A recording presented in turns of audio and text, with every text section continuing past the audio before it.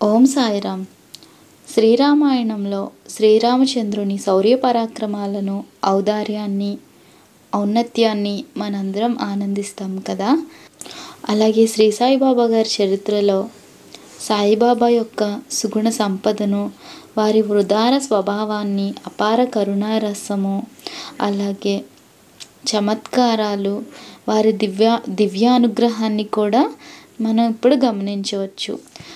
అందుకే శ్రీ సాయిబాబా గారి చరిత్ర తప్పనిసరిగా ప్రతి ఒక్కరు కూడా వారి డైలీ లైఫ్లో చదవడం అనేది ఒక పార్ట్ టైం, ఒక డ్యూటీ లాగా చేసుకోవడం చాలా చాలా అవసరం. ఎందుకంటే సాయిబాబా గారే అన్నారంట, నేను నా సచ్చరిత్ర రెండు వేర్వేరు కాదని. సచ్చరిత్రని పారాయణం చేయడం, నన్ను పూజించడం రెండు ఒకటేనని. రెండిట్లో ఏది చేసినా కూడా సాయిబాబా గారు చాలా చాలా ఆనందిస్తారండి. ఎందుకంటే సాయిబాబా గారి చరిత్రను పారాయణం చేయటం ద్వారా మన మనసులో ఉండే అనేక రకమైన చెడు భావాలు తొలగి మన మనసు పరిశుద్ధం అవుతుంది.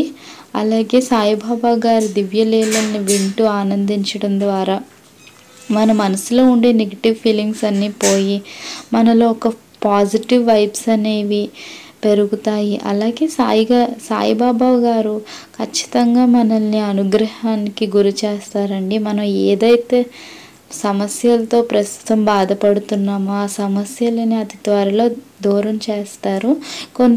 కొన్ని సమస్యలు అయితే చాలా త్వరగా దూరం అయిపోవడం మీరు గమనిస్తారు సాయి సచ్చరిత్రను పారాయణం చేయడం ద్వారా.